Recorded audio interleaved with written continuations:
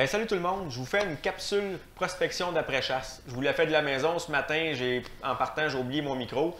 Le son n'aurait pas été bon, il y avait beaucoup de vent. C'est pour la raison pourquoi je vous l'ai fait de la maison. Les photos que vous voyez, c'est des photos que j'ai prises ce matin. On fait une prospection d'après-chasse. La raison est simple, les signes que les chevreuils nous ont laissés pendant la saison de chasse, qui vient de se terminer il y a 2 semaines, sont frais. Les grattages sont là, les sentiers qui ont marché le plus, les frottages, même qui grattent encore ou qui frottent encore. Vous allez avoir ça, ça va être très frais. Bien important, si vous pouvez le faire, faites-le. Surtout les gens qui chassent un nouveau secteur, que c'est votre première saison ou c'est votre deuxième saison dans ce secteur-là. Vous allez découvrir des nouvelles choses en faire une prospection comme ça, des nouveaux secteurs.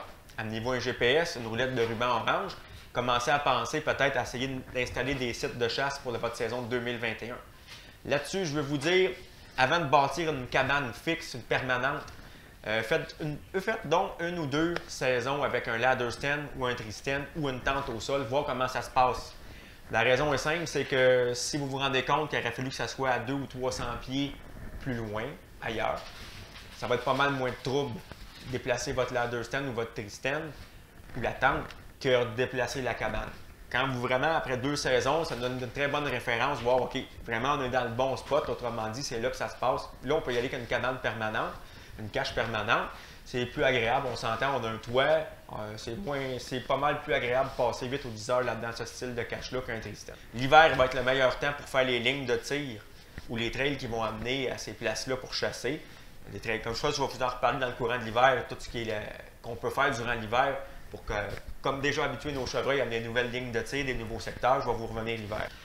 Laissez des caméras en forêt si c'est possible. Moi, c'est ce que j'ai fait. J'en ai laissé 5-6 ce matin dans les sentiers qui marchaient le plus. Vous allez avoir une bonne idée qu'est-ce qui a été sauvé, comme on dit, qui n'a pas été tiré pendant la chasse, vos mâles, les fans, les femelles. Vous allez voir tout ce qui aurait survécu à la chasse. Évidemment, gardez les photos de vos mâles de 2 ans et demi et plus pour les prochaines années si vous voulez retourner en arrière, voir vos mâles évoluer. Moi, ce que je vais retenir avec j'en ai ramené des photos, les cartes, j'ai changé toutes mes cartes, puis j'ai ramené des caméras. Ce qui est important, c'est les photos à partir du 23 novembre. Pourquoi la chasse était terminée? C'est le lundi. Si vous êtes certain que ces bocs-là sont encore en vie, vous avez des bonnes chances qu'ils soient là l'année prochaine. Évidemment, on ne sait pas ce qui peut arriver. Là. Il peut arriver d'autres sortes de décès avec la chasse.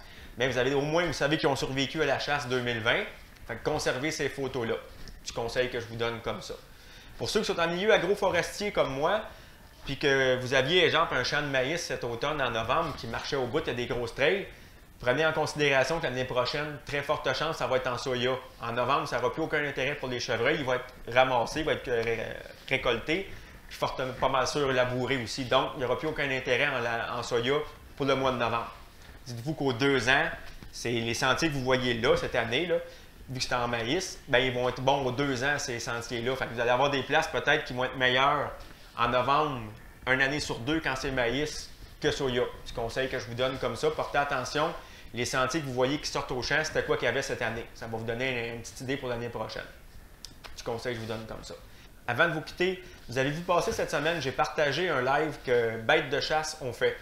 Kenny Burns et Daniel Gilbert ont invité Luc Brodeur et Charles-Henri Doris pour parler du plan de gestion. On commence à avoir un peu des feedbacks de la première saison avec ce plan de gestion-là. Je n'ai pas besoin de vous dire que les feedbacks ne sont pas très positifs, puis ils vont l'être de moins en moins d'une année à l'autre. Ça va être important que vous suiviez ce dossier-là.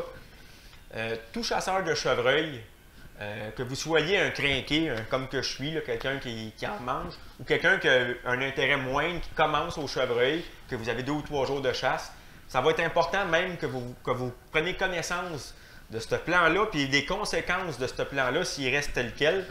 Les prochaines années, on va tous payer, peu importe le secteur où ce que vous êtes. Si on fait seulement que dire si le ministère a mis ces règlements-là, c'est parce que c'est correct, ils ont fait les études pour, bien on risque de frapper un mur, puis pas à peu près.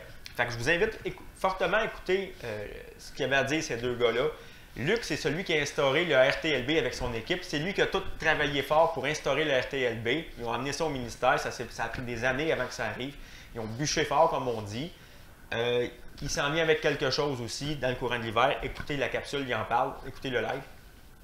Ça ne sera pas compliqué ce qu'on va avoir à faire. Mais moi, de mon côté, c'est certain là-dessus. Je vais m'impliquer beaucoup. Je vais vous conscientiser. Je vais vous expliquer c'est quoi faire de la gestion. Il n'y a rien de sorcier là-dedans. C'est bien important. Prochainement, je vais vous revenir là-dessus. On ne peut pas faire autrement qu'en parler. C'est nos prochaines années qui en découlent.